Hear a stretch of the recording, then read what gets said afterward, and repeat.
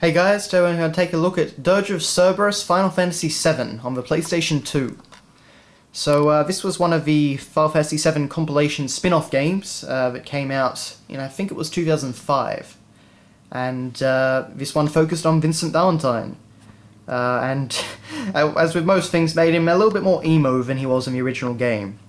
But anyway, so we've got a pretty cool looking front cover. It's a bit shiny, which is why we're getting reflections all over the place, but it's just Vincent standing in front of the fiery background. It looks quite nice. This is definitely a very nice box overall.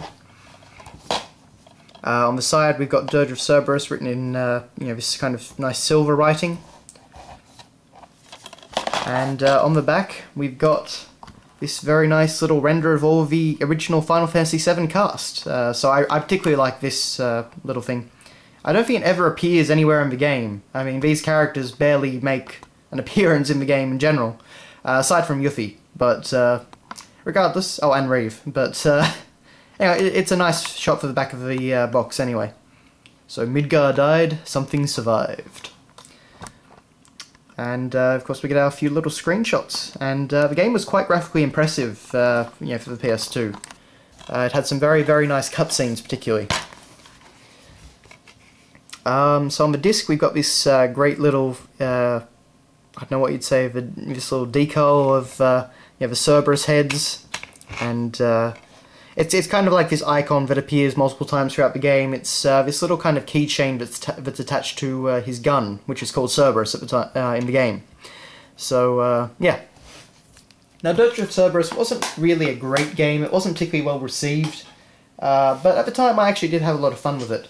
The story is pretty junky, really, but it did have a bit of fun in it, in my opinion. So on the front of the manual, we actually have this fantastic piece of artwork, which covers all the different characters.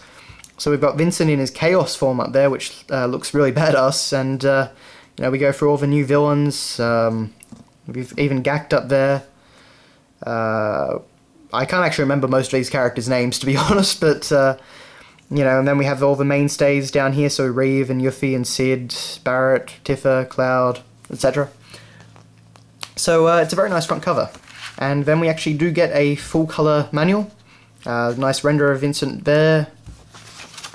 Some enemies there. You fight a lot of them, if I remember correctly. Some nice shots here. Now you could actually use a USB compatible keyboard and mouse. And I believe that was because in the Japanese version, which I did play at the time when it came out in Japan, you could actually go online, and you could play online multiplayer.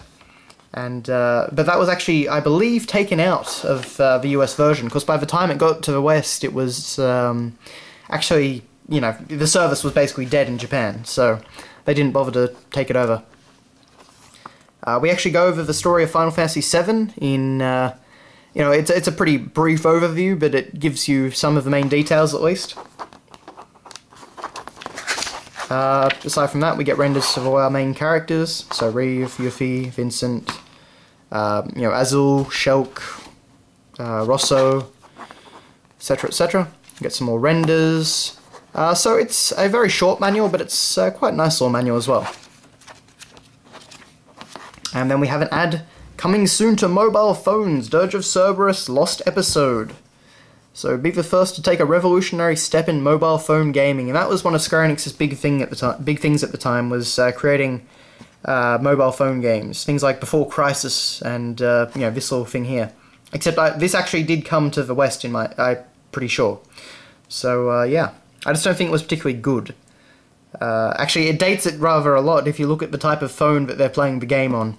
It's a bit of a far cry from the smartphones of today. And what, that's 7 years ago? Yeah. No, 6 years ago, in fact. So there you go. And of course we got our little Square Enix fold-out thing here, which was, as usual, you could send it to an American address and possibly win a prize pack. And a little ad on the back here for Valkyrie Profile 2, sorry, which is called Silmeria. And I believe that was a port to the PSP. Or, actually no, sorry, it was a game on the PlayStation 2. Never mind. Anyway. that has been your look at Dirge of Cerberus Final Fantasy VII. As I say, not a great game, the story's not particularly good or anything like that, but I did enjoy it at the time. There were some neat ideas, it's just the gameplay kind of let it down. But yeah, so thanks a lot for watching, guys, and I'll see you later.